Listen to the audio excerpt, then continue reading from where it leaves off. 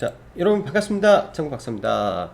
오늘 시장 대응 잘 하셨습니까? 네, 일단은 뭐 지난주 지긋지긋한 이 하락 속에서 오랜만에 시장이 그래도 뭐 종가 무렵까지 좀 강한 반등이 좀 나와줬던 흐름이지 않았나라고 생각을 합니다. 오늘 같은 경우에는 오랜만에 이제 특히 코스닥의 매수세가 굉장히 셌죠. 코스닥에 4,600억 거의 코스피와 맞먹는 이 매수세가 들어오면서 코스피보다 더 강한 반등이 좀 나왔는데, 그만큼 코스닥 시장이 최근 지난주 금요일 날 강하게 두드러 맞았다라고 생각이 듭니다. 너무나 심하게 두드러 맞았기 때문에 오늘 시장에서 좀 그래 고생했어 하고 뭐 약을 발라준 정도의 처방 흐름이지 않나라는 생각이 들어요.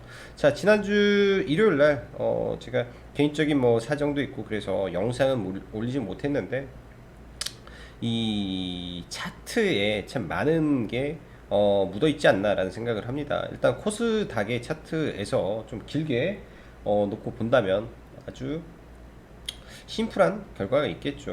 뭐 이런 RSI 지표, 이렇게 볼게요.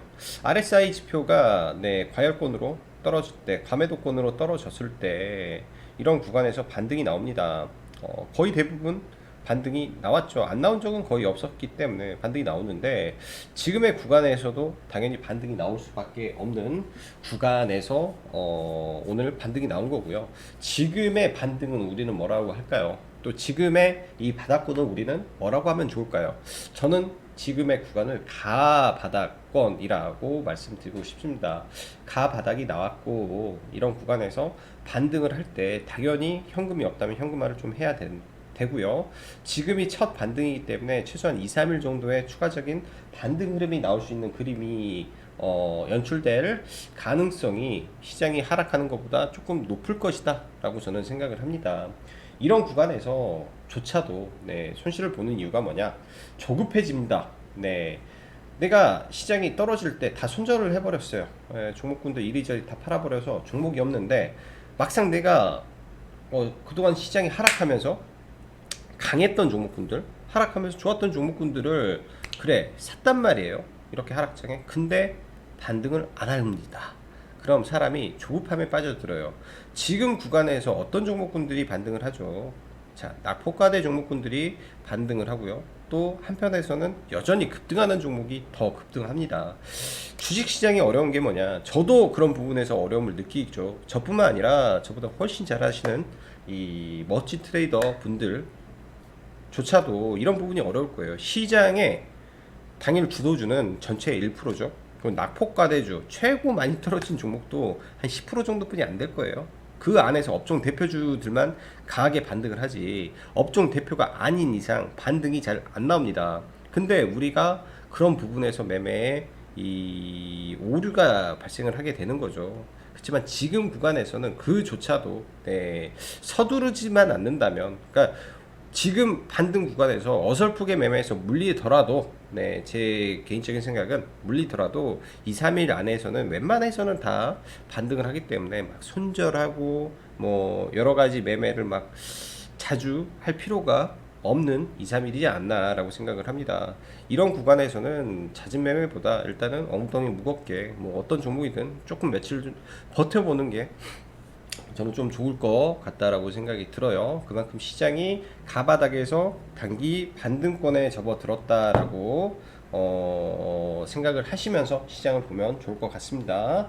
자, 오늘 시장 제가 뭐 따로 카페 정리는 못했는데 시간이 나면 밤에 이런 부분은 정리를 한번 해보고요.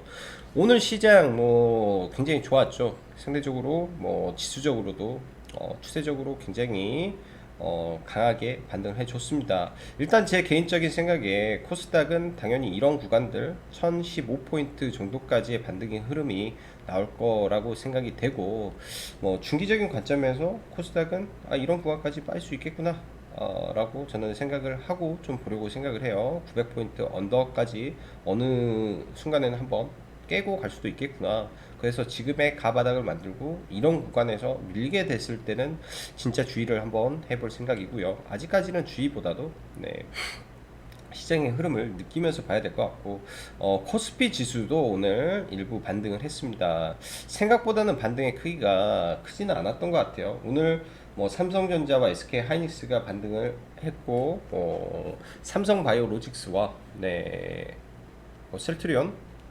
삼성바이오로직스라든지 셀트리온, 제약바이오 섹터도 강하게 반등을 해줬음에도 불구하고 코스피는 좀 약했던 게 LG화학이 오늘 큰 폭으로 빠지다 보니까 이쪽도 시가총액이 60조나 되는 종목이 오늘 11%가 빠졌죠.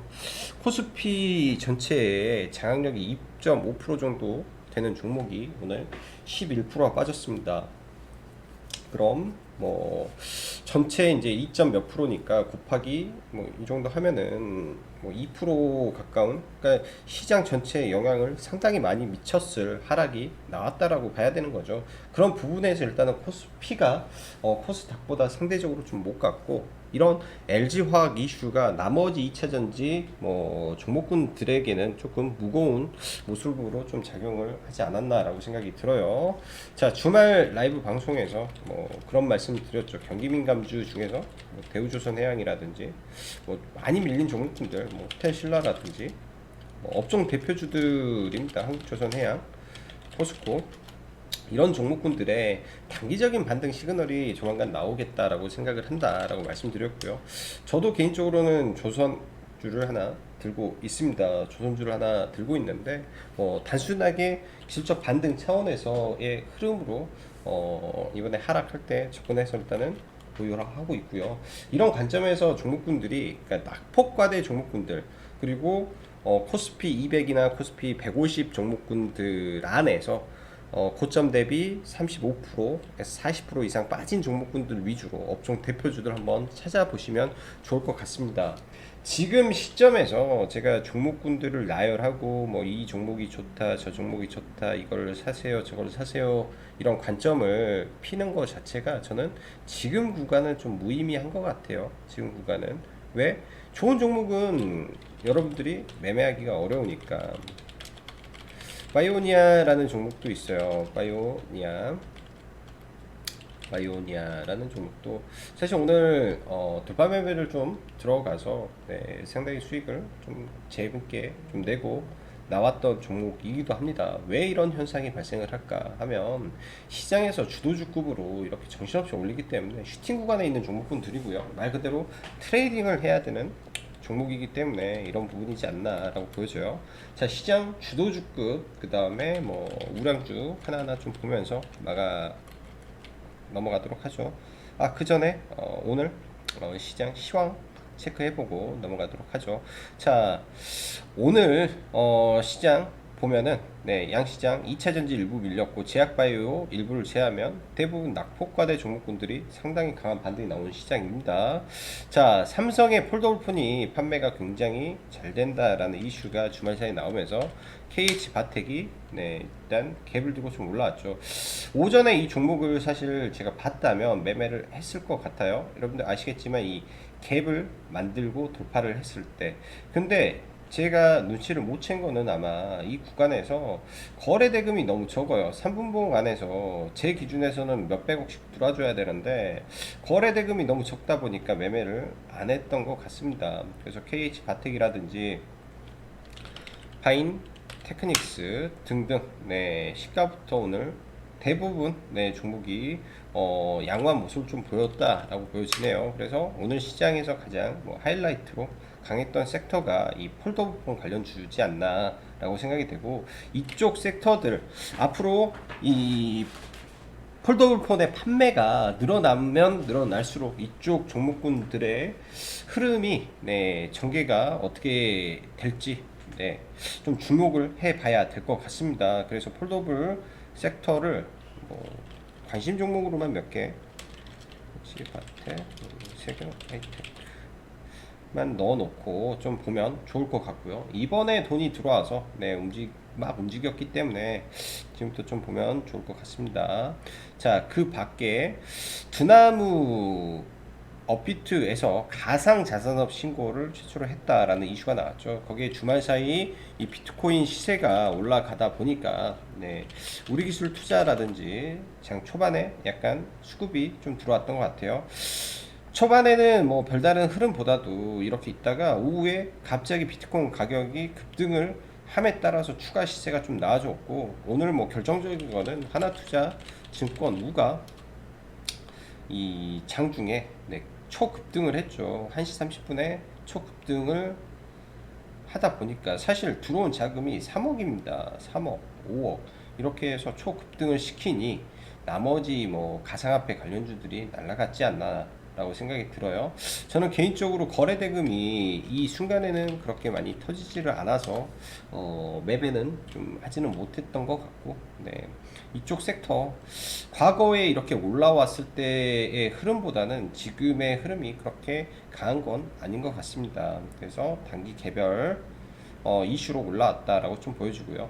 셀트리온 제약을 계속 관심 종목으로 두고 지켜보고 있죠. 오늘 셀트리온이 지난 17일부터 20일까지 진행한 이 기업 설명회에서 네, 레키노라주의 미국 긴급 사용 승인 가능성이 좀 대두가 되면서 일단 좀 올라왔는데요.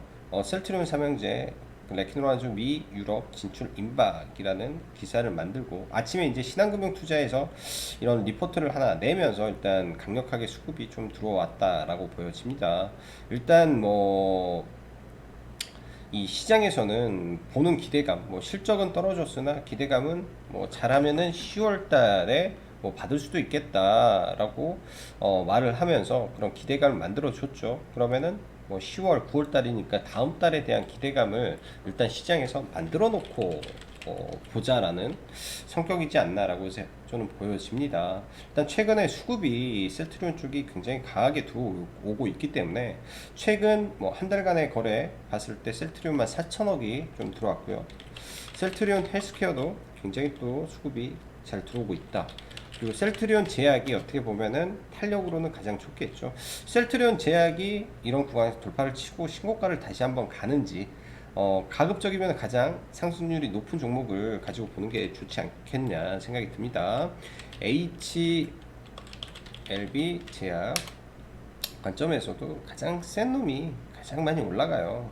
같은 종목 안에서도 HLB 제약은 올라가는데 HLB는 호가죠. 네, 그거예요. 그래서 셀트리온 제약을 하나의 지표로 삼고 좀 봐야 되겠다라고 보여집니다.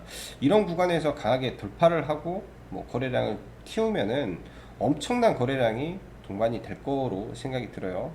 항상 셀트리온 같은 경우는 박스권을 돌파할 때 대량의 거래가 터지기 때문에, 박스권을 돌파할 때 초대량의 거래가 터지기 때문에 이번에도 이런 구간을 돌파를 시키면서 초대량 거래가 터지는지 체크를 해야 될 것 같습니다. 이 앞자리에서 들어왔던 5천억 이후에 이 물량을 지금 소화한다면 이런 구간에서도 초대량 거래가 터지면서 올라가는 게 주가의 상승에는 신뢰가 더해질 거라고 생각이 드네요. 자, LG화학 GM 리콜 이슈로 인해서 LG화학이 완전 초박살이 좀 났습니다. 참 우리나라 시장 보면 안타까워요. 올라갈 때는 찔끔찔끔 올라가고 떨어질 때는 뭐 한 달, 두 달 상승시킨 거 뭐 몇 개월입니까? 1, 2, 3, 4개월 동안 힘 모아서 올린 거 딱 한 방에 무너뜨리는 이런 행태에 참 흐름이 참 많이 나오죠 우리나라. 일단 LG화학 좀 부러졌기 때문에 의미 있는 개파락이 나왔으면 절대로 안 건드는 게 좋을 것 같아요. 이 구간을 개파락 떨어지면 LG화학도 더 크게 저는 떨어질 수도 있을 것 같고, 지금 2차전지 대장은 삼성 SDI가 바톤 터치를 해서 좀 올라가는 성격이라 삼성 SDI 관련된 종목군들 위주로 시장을 좀 바라보면 좋을 것 같아요. 그런 부분에서 뭐 과거에 신흥 SEC 막 올라가고 막 그랬는데 일단 삼성 SDI 관련된 종목 위주로 좀 당분간은 좀 시장을 보는 게 어떨까라고 보여지고, 이번에 이제 LG화학 화재 이슈기 때문에 전고체에 대한 부분 CIS 또 부각이 약간 되는 모습이죠. 그래서 전고체 관련주 부각이 되는지 정도만 체크를 해 봐야 될 것 같습니다. 근데 주가의 위치들이 사실은 이런 역배열 구간에서 올라가는 거라 강하게 치고 올라가는 흐름은 좀 다소 아쉬워 보이고요. 경기 민감주 말씀드렸고 제약바이오 섹터 코로나 치료제 쪽이 강하다. 최근에 좀 이상한 종목군들 많았죠. 대원제약부터 해서 굉장히 좀 어려운 의약품 용어로 해서 움직였는데 이 자리를 뚫고 더 강한 시세를 내어줄지 조금 체크를 해 봐야 될 것 같습니다. 밀리면 올라오고 밀리면 올라오고 하는 흐름이 굉장히 강하고요. 한국 파마 또한 네 오늘 뭐 양호한 흐름으로 좀 올라왔는데 일단 이 앞에 매물대가 너무 많아요. 네, 시간에 떴을 때 내일 바로 접근하게 되면 깨질 수밖에 없고 이 추세를 계속 만들어 가는지를 계속 관리 관찰을 좀 해야 될 것 같습니다. 원래 같으면 이런 악성 매물대가 있다면 깨져야 정상인데 지금 안 깨지고 올라가고 있다라는 게 좀 의미가 있는 것 같아요. 뭐 이것뿐만 아니라 뭐 한국 BNC라든지 오늘 셀트리온 계열도 다 치료제죠. 그래서 전반적으로 치료제 섹터가 굉장히 강했고 여기에 인도에서 DNA 백신이 세계 최초로 네, 승인이 났습니다. 그렇게 된다면 국내에서 DNA 백신을 하는 진원생명과학, mRNA도 하고 DNA도 하는 거죠. 그래서 진원생명과학도 굉장히 많은 자금이 들어온 자리에서 일단은 지지를 받고 있다라고 보여집니다.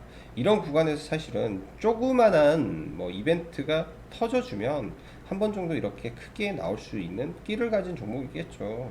이 종목이 그만한 끼를과 힘을 가진 종목이라고 저는 생각을 해요. 많은 돈이 터진 자리에서는 뭐 단기적으로 10% 이때 보면은 이 단기적으로 22,000원에서 3만원까지 올라갔으니까 40%. 그러니까 한번 터질 때는 굉장히 강하게 터질 수도 있는 자리에 있다 정도로만 좀 보면 좋을 것 같습니다. 그래서 진원생명과학도 반등이 임박해 있다라고 보여져요. 최근에 대장으로 치고 갔던 서린바이오도 아이진도 셀리드도 웬만한 종목군들 바닥 다지고 다 올라왔죠. 진원생명과학도 이 일반적인 대장이 아니라 어마무시한 대장이었어요 시장에서. 그래서 관심을 좀 가져보면 좋을 것 같습니다. 자, 메타버스 관련된 이슈가 주 후반에 많이 몰려 있는데요. 저희는 이노뎁을 사실 금요일날 매매를 좀 했었어요. 금요일날도 뭐 3점 몇 프로 거의 4% 정도 수익권에서 그냥 안 팔고 있다가 오늘 올라가서 일단은 전량 매도를 좀 해버렸는데 이노뎁을 전량 매도를 했는데 강한 대장주급의 종목을 좀 저는 봤으면 좋겠습니다. 이노뎁 또한 이런 구간에서 일단 지지가 되죠. 여기가 안 깨진다면 저는 다시 올라갈 수 있는 힘이 있을 거라고 생각을 해요. 너무 시장에 이제 안 좋아서 하염없이 밀렸기 때문에 코세스는 너무 많이 해먹었고 옵티시스도 너무 많이 해먹어서 좀 어려울 것 같고 선익 시스템도 마찬가지죠. 많이 해먹은 것보다 덜 해먹은 종목이 좀 나을 것 같아요. 이노뎁 또한 네, 구글, MS, 마이크로소프트 모든 대기업에 납품을 하고 있기 때문에 그런 부분은 긍정적이게 받아들일 수 있을 것 같습니다. 자, 여기에 크래프톤을 다시 넣을게요. 크래프톤. 자, 크래프톤은 저는 굉장히 관심이 많이 갑니다. 오늘도 조금 더 떨어지면 좋았는데 안 떨어졌기 때문에 좀 그렇고요. 이런 구간에서 저는 벤치마킹 할 종목 큐라클이라는 종목을 하나 열어드리죠. 큐라클이라는 종목도 이날 관심을 갖고 밀리면 사자였어요. 근데 바로 또 올라왔죠. 여기서 음봉 하나, 두 개 정도 나오면 사도 될 것 같습니다. 근데 지금 어떤 점을 관심을 갖냐? 큐라클의 이 자리예요. 큐라클의 이 자리. 지금 크래프톤 관련해서는 이런 구간에 저는 있을 거라고 생각을 합니다. 깨져야 되는 자리에서 안 깨져요. 그리고 크래프톤은 공모가가 498,000원인데 그 공모가를 놔두고 물량을 소화하면서 엄청난 수급이 동반되고 있다라는 것은 긍정적이게 충분히 해석할 수 있다라고 보여집니다. 내일 모레 정도 되겠네요. 이걸 다 버티고 이겨낸다면 이 위에서 갭이 뜨고 50만을 넘어가면서 슈팅이 나올 수도 있다라고 보여져요. 가장 강력한 우량주의 신고가를 치는 종목이죠. 지금 코스피 안에서 가장 강한 종목이 저는 몇 개 없다라고 생각을 합니다. 시장을 끌고 왔던 신고가 안에서 카카오뱅크 약간 좀 주춤하죠. 이벤트가 끝나서 다음에 SK 바이오사이언스 얘도 약간 주춤하고 있죠. 너무 좀 높아서. 크래프톤 공모가 하회했는데 아직도 공모가를 회복을 못했다. 근데 이게 공모가만 회복을 하게 되면은 지금 들어오는 수급의 연소성에 기반이 돼서 더 올라갈 수도 있겠다라고 보면 될 것 같습니다. 이 5천만의 사전 예약이라는 부분이 저는 굉장히 좀 의미 있게 좀 보고 있기 때문에 그런 관점에서는 좀 긍정적이게 해석을 해 볼 수 있을 것 같아요. 나머지 지금 종목군들은 아마 시장이 이번에 뭐 상승과 하락을 동반하다 보면 네, 시장 안에서 주도주의 개편이 저는 조금 있지 않을까라고 생각을 합니다.